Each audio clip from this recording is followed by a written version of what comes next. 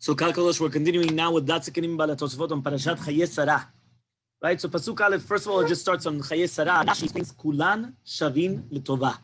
They are all equal for good. Now, even though by Ishmael it's written Ve'ele Shene Haye Ishmael, right? So what? They're also good.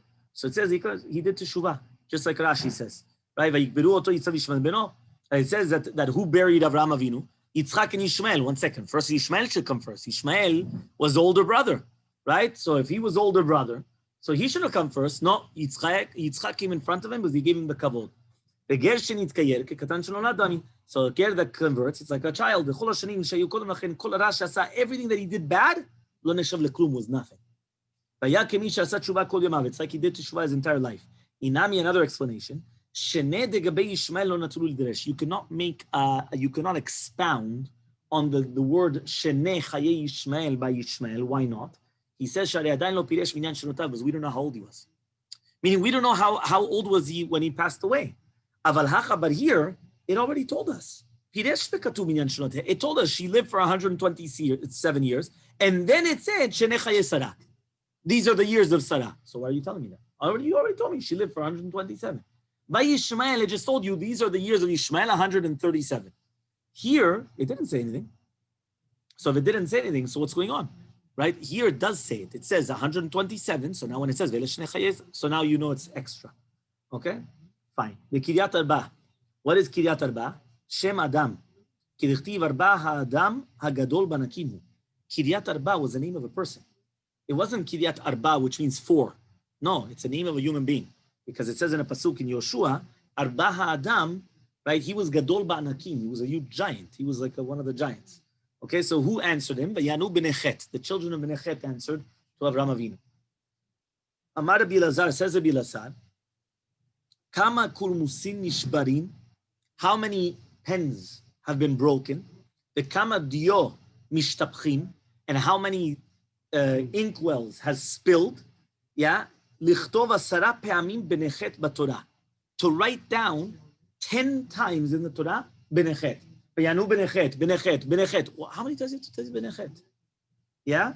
Lelamdecha, to teach you, shekol mi shemevarer chelko shel tzadik, anybody that's going to come and help a tzaddik, right? It says here, ma'ale alav katuv kilu kiem chamish, it's like he did the chamisha chumshe Torah.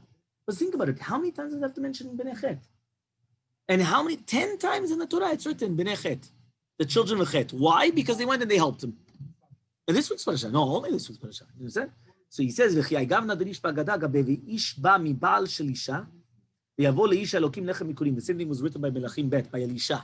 Uparich v'chi Elisha kohen ochel bikurim. What? Elisha was a kohen?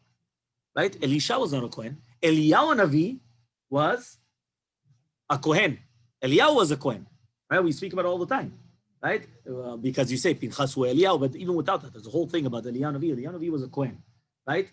We say, Eliyahu was a Kohen le'Elyon, right? But, but he was a Kohen, Eliyahu Navi, but not Elisha.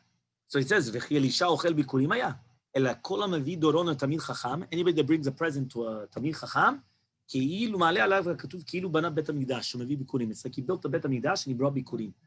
וכן גבי חכם, וכן גבי חרם אחן, the same הלכה applied to חרם אחן, כתיב 5 פעמים גם. It's written 5 times the word גם.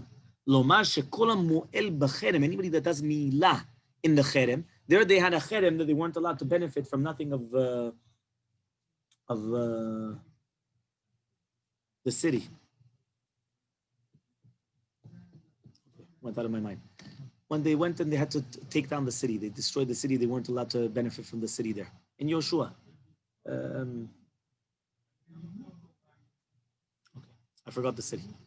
It was a city that they weren't allowed to benefit from whatsoever. And there was a person that he went and he benefited from it, and people died, right? And the people died and they didn't understand why, and then they went and they realized because he went. So here it says anybody that's going to do milah is to benefit from a cherem, is as if that he transgressed the chamisha chumot Torah. That's why it's written 5 times over there. Okay?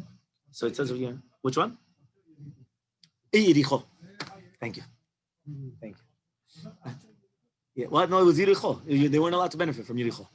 דבר אחר, another explanation, כך אות ראשונה ואות אחרונה מכל תיבות של סופי 5 חומשי תורה, יעלו חרם. Another explanation is that if you're going to take the first and last letters of every single chumash of Chamisha Chumashei Torah, the numerical value is cherem. Why? Bereshit, bet. Mem for the end of how do you call it? Of Bereshit. B'Mitzrayim, mem. So it's bet mem, right? The sof sefer Bereshit. Mem of Masehem, right? The sof ele shemot, right? So it says over here. Then you're going to take samech yod, right?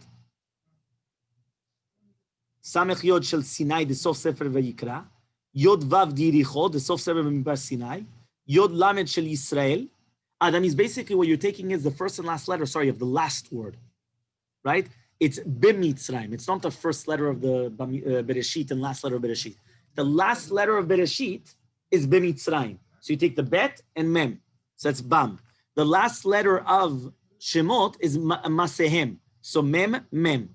The last letter of Vayikra is Sinai, right? Behar Sinai. So it's Samech, Yod. The last letter of is Diricho. So, right? So he says, Sinai. So it's Yod Vav, right? Yericho.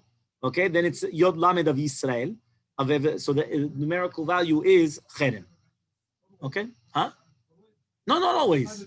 The total. The numerical value is Cherem, right? Which is basically, you're talking about 248. Which is 248 membranes, 240 plus membranes, yeah? Ramach. So that's what it says here, so cherem. Okay, so then it says, HaKadosh Baruch Hu comes, and that's why he was saying that if somebody's going to come and be mo'el, do milah in the cherem, he's going to transgress the cherem, which is, again, I'm not allowed to benefit from it, and you do benefit from it, it's as if you went against the entire Torah. Okay, that's where they learn it from. Next, HaKadosh Baruch Hu blessed Avraham Avinu with everything, bakol. Bizchut afrashat maaser. Kema de'amar vayiten lo maaser mikol. He says, why did HaKadosh Baruch Hu bless Avraham Avinu? Because he always gave maaser. How do you see that? It says in the pasuk, vayiten lo maaser mikol. He gave, who did he give maaser to?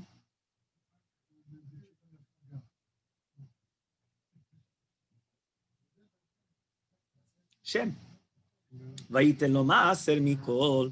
When Shem was Malki Tzedek, Melech Shalem, he went and he gave him Maaser. So that's when he gave him the Maaser. So in the Zechut of always giving Maaser, that's why HaKadosh Baruch Hu gave him Beracha and everything. Okay? Next, Elokei HaShamayim, the God of the heaven. Why is it that he said, Avraham Avinu comes and he says that HaKadosh Baruch Hu is the God of the Shamayim? Right? Why did he only mention the God of the Shamayim? Yeah? So he comes and he says,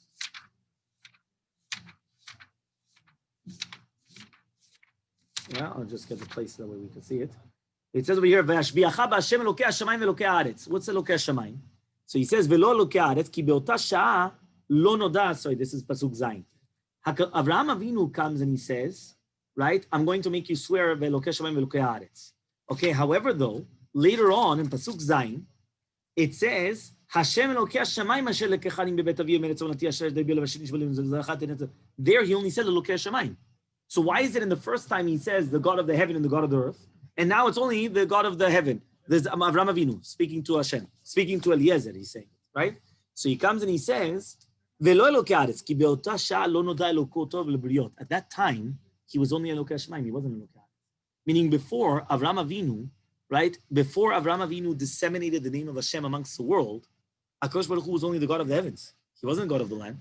Now he became the God of the land. Okay? So it says, "Umitam ze leka malchut bibracha rishona shel 18." Wow. You're learning tefillah here also. That's the reason why in the first bracha of Amidah, there's no malchut. Delo sheyach lomar Elokei, right? Delo sheyach lomar Elokei Avraham, ki beperek sheitchil liot Elokei Avraham, adayin lo haya melech al kol ha'olam. He still wasn't the God of the entire world. Which means that over here he's saying, why is it that the first bracha of Amidah does not have malchut? Always a bracha has to have Shem u'malchut. You say Baruch Ata Hashem, but you don't say Elokeinu melech haolam. Why don't you say Elokeinu melech haolam? So he says, you know why?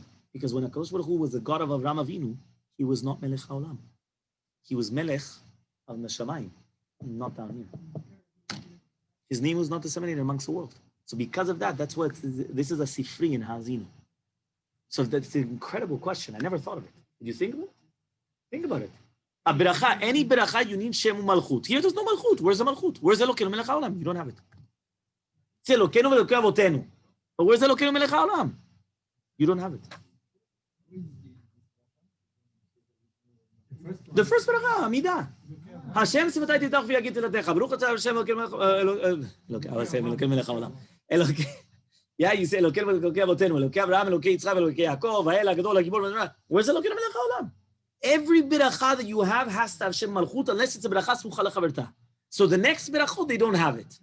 You understand? The next ones, Magen Avraham, you're not going to have anything. You understand? But where's Elokeinu Melech HaOlam? Right?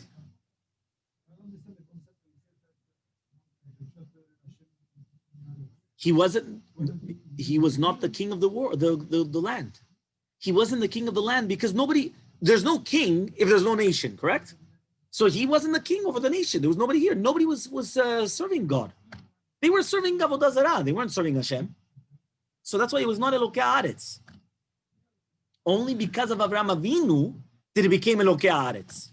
So because of that, in the first beracha, when we are making the beracha of Avraham Avinu, when he was Elokei Avraham, he was still not Elokei Haaretz. So because of that, in the first beracha of Amidah, we do not say Elokeinu Melech HaOlam.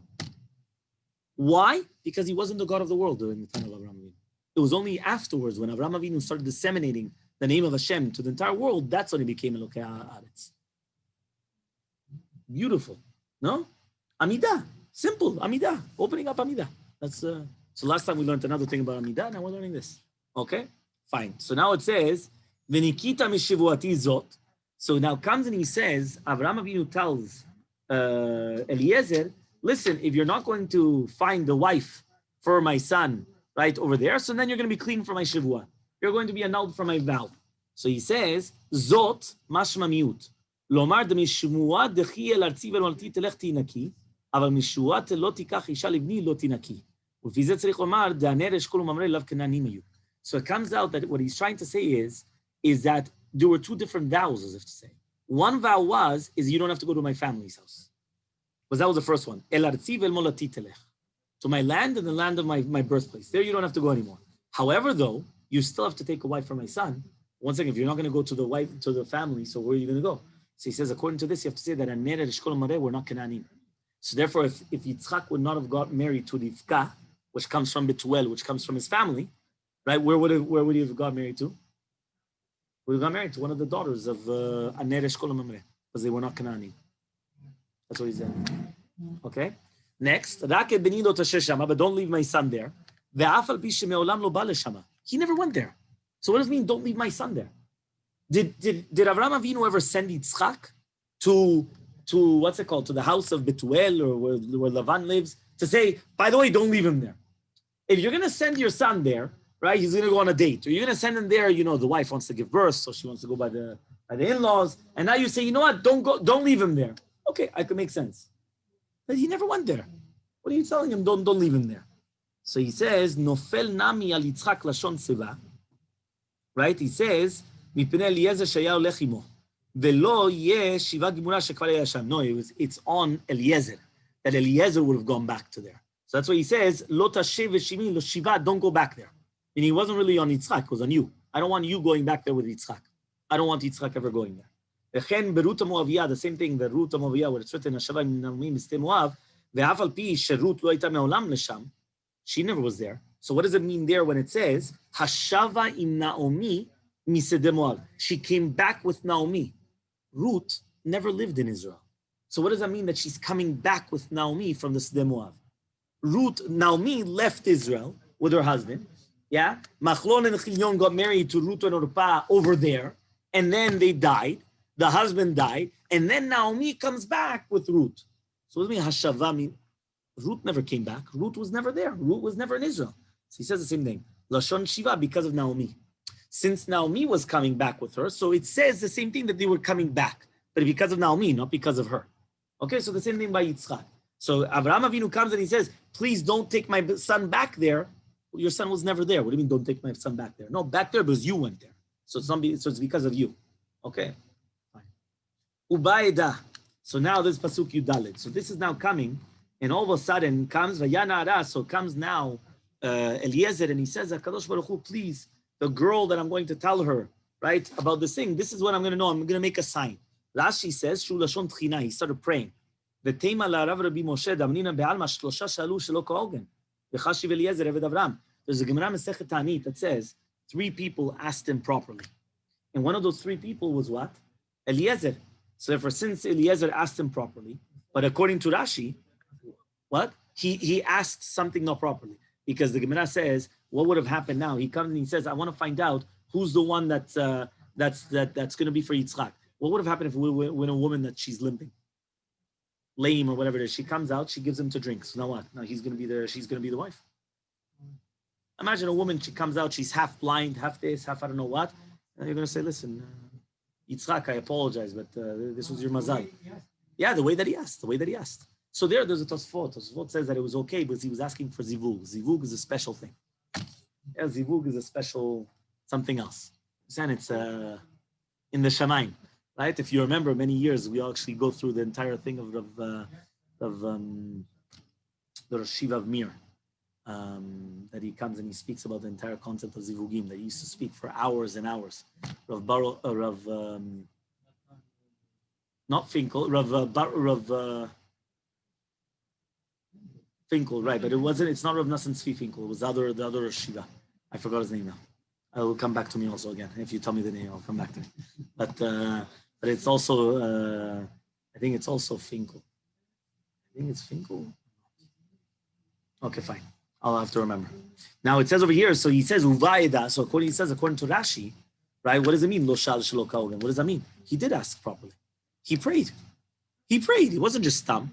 Meaning, if Rashi says Uvaida means that I'm praying, and it wasn't just a siman, so he did ask properly, not like what the Gemara is saying. Okay, fine. Then it says Vayikach ha'ish nezem zahav. So he took a golden. We're going to say here, there was a whole, if you remember here, you remember that he gave her a whole bunch of different things. So it says over here, this is Kafbet. So Kafbet says, Vayika shekilo g'mishlo, v'yikach ish nezem zahav.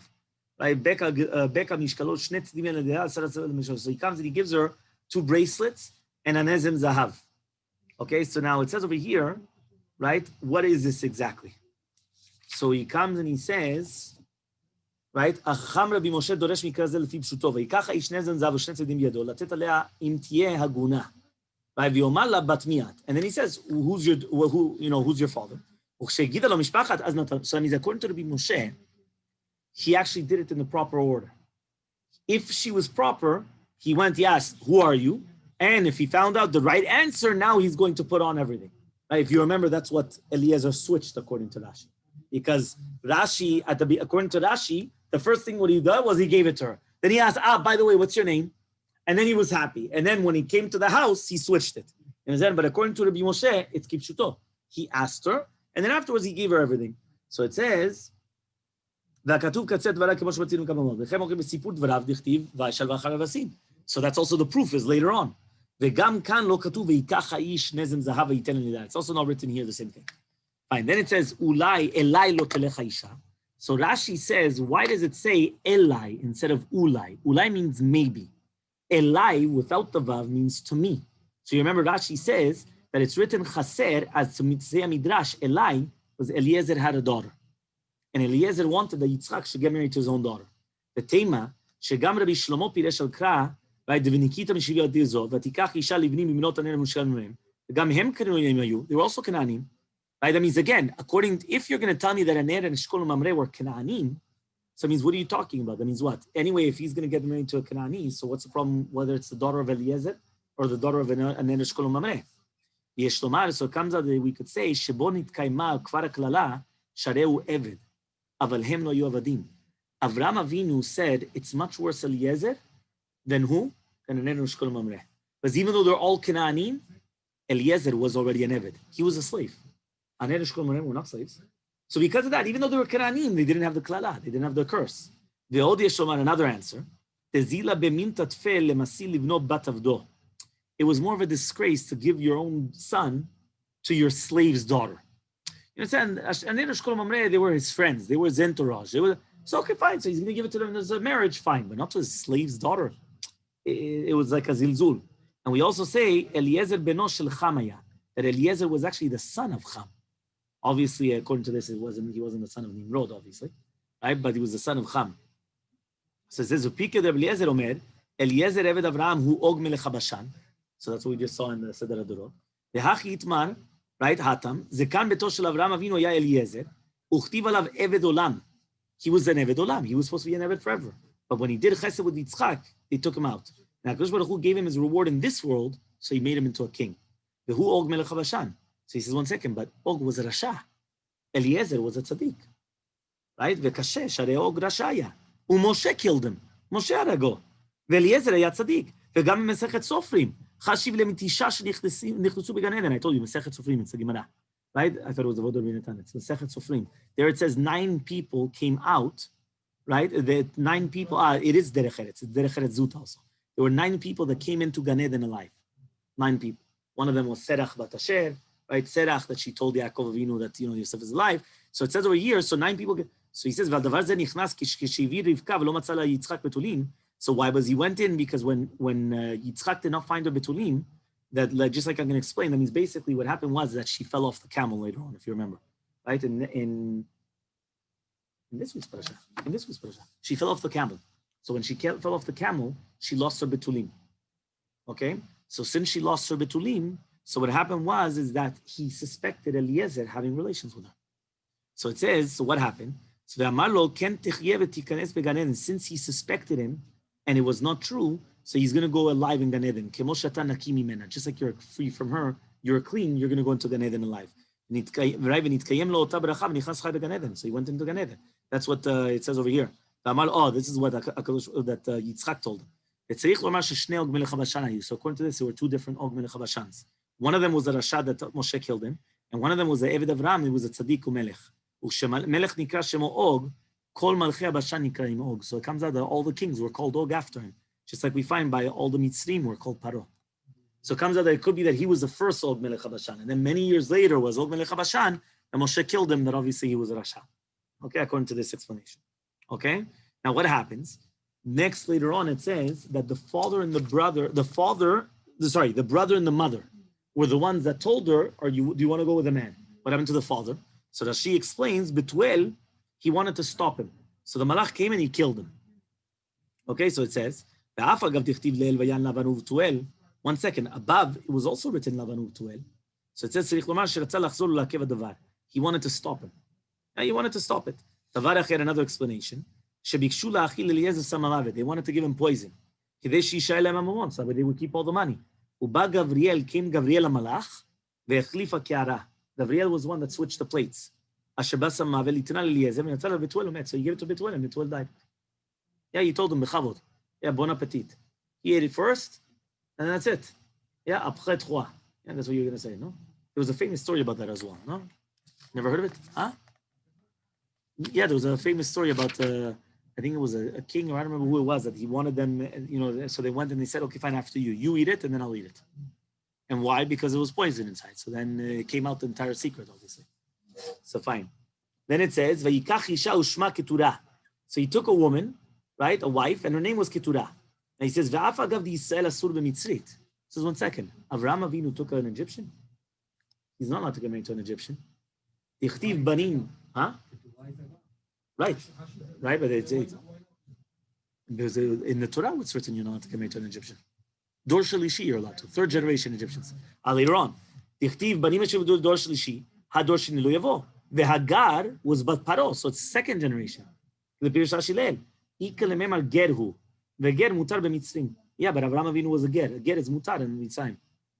Avraham Avinu was like a ger, so he's permitted to get married into Mitzrayim. And the Midrash says that al pia dibur asa, he did it according to the dibur, meaning he went and he got married according to HaKadosh Baruch Hu. But he was the one that told him to do it.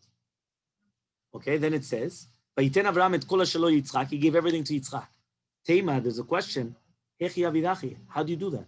Hamrinan, we already learned, Asur la'avure achsanta afilu mibera bisha lebera tava. The Gemara says, right, and this we learn from Parashat Bechorah, you're not allowed to give the Bechorah away to another child, even from a bad child to a good child. That's also the Gemara, Batrak, so he says, the lo yadeh mai zara nafi, was you don't know the children that are going to come out from him. Uchtiv yachim v'tzadik yilbash. Right? So basically, and we already paskin, and the Gemara says in Yoma, that Avraham Avinu was mekayim the entire Torah kula. So the question is, how does Avraham Avinu come and he switches the first one? He gives everything to Yitzchak and he doesn't give it to Yishmael. Yishmael was the Bechor, not Yitzchak. So what's going on? Yesh lomar de Avraham v'Yishmael gerim ayu. They were both gerim. And we say, the ger and yoresh aviv. A ger does not inherit his father. Lo midivrei Torah, lo midivrei sofrim. That's what Arav Shmuel says. Right? So therefore, they had the din of a ger. Once they have a din of a ger, that's it. Avraham was a ger and Ishmael was a ger. Because they both converted. So therefore, once they converted, so now it's not a son anymore. V'kodem shenoldu acherim kvar natan lo. And before the other ones were already born, he already gave everything to him. So it comes out that even before the other children were born, he already gave everything to Yitzchak. So now there's no problem. The only, in a sense, that means the entire Yerusha, he already gave everything to Yitzchak. So now he had nothing basically on his name. Yeah, you have to be very careful about that. But anyway, there are certain people that they gave everything to their children, and all of a sudden they were put in some old age home, and then the children lived a good life, but not the parents anymore. Natan Avraham matanot. So what happened? Avraham gave matanot, presents, to the other children. Amru beperek chelek. They said in perek chelek, right? It says over here, Shemot Tumah Masalem. He gave them names of Tumah. Pirush sheyehu yecholim lizaker Shema Mefurash betumat haguf v'lo yizik lahem. They were able to mention Shema Mefurash betumat haguf, and nothing bad would happen to them. That means they would be able to say the name of Hashem, Shema Mefurash, with tumat haguf, and nothing bad. The Gama Yom, and even today, there are Yishmaelim that they're in Bekiim B'Shem u'maskirin oto betumah, and they say it until today betumah. So this is where you see that even some people, they have these powers, right? The Egyptians or whatever, like the Ishmaelim, and they're able to do it with Tumah. How's he going to teach the Shem of HaKadosh Baruch Hu to Reshaim? How does he do that? Think about it. Meaning, according to this explanation, it doesn't mean, if you're going to say Shem Tum'ah means sorcery, black magic, okay, why did he do it? Okay, fine, but at least it was Tum'ah. Okay, it's something else. Okay. If you're going to tell me that he's able to say the name of Hashem bituma, with Tumah, and nothing bad's going to happen to him, that doesn't make sense. So he said, Lachem Piresh Rabbi Yaakov, Ben Rav Nachman, Shem Tumah is Shem HaShedim. It's the name of Shedim. Basically, they come and they force the demons to do whatever they want. Kemo Sefer Bilad. I don't know. Anybody know? Bilad. I don't know, it's a name. ושם טומאה נקרא על שם רוח וטומאה. כתבים במסכת החגיגה, עלה מבית הקברות כדי שתשאר עליו רוח טומאה. ורמז לזה שהרי מתנות כתיב, מתנות is written without a vav. It's like written מתנת. והוא עולה בגמטריה, למדם להשביע השדים. The same numerical value as he taught them how to make the shadim swear. Meaning he taught them how to swear the shadim, that now the demons are under them. And now they can get the demons to do whatever they want. And that's what they were actually doing. And that's how we finish Parashat Haye.